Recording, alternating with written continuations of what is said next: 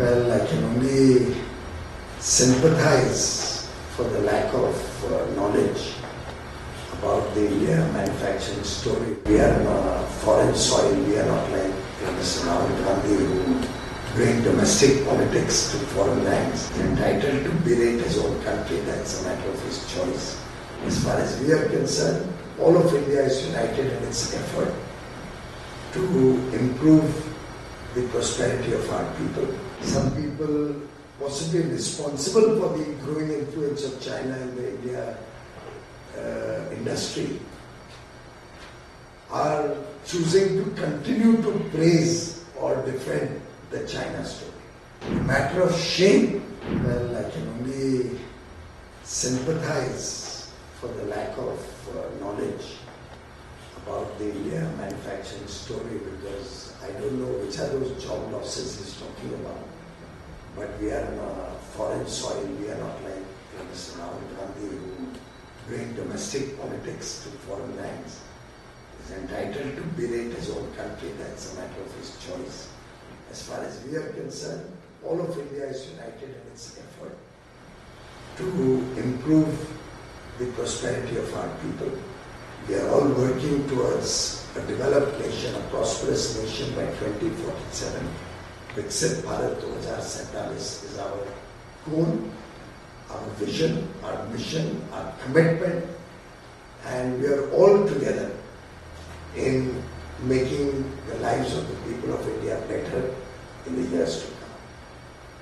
As regards China, it's very sad that some people possibly responsible for the growing influence of China in the India industry are choosing to continue to praise or defend the China story. Whereas the whole world today recognizes that China is a non-transparent and opaque economy. China is known to dump goods. Even the US is concerned about it. The US is imposing extra taxes and duties on Chinese goods. US is concerned about security threat from Chinese goods and imposing restrictions on that. Whereas if you look back, and I'm only giving this as a matter of statistics with no intention to politicize, India only had a trade deficit of about 1.7 or 1.8 billion dollars in 2004 with China. What happened between 2004 and the next 2 or 3, 4 years is something for the press to find out. But between 2004 to 2014, our trade deficit went up from $1.8 billion to $43 billion in 10 years, by nearly 30 times. Now, it is a matter of shame that we allowed Chinese goods, substandard goods, opaquely priced goods, non-transparent, costed goods to flood the Indian markets, to kill Indian manufacturing, to almost get investors disinterested in the India story, because there was no protection against these kind of goods coming in from China. Import duties were reduced during that period. India, which was not a part of RCEP, was taken into RCEP forcibly, which was really getting India to do an FTA with China. If you look back, what was RCEP? It was a grouping of 15 countries.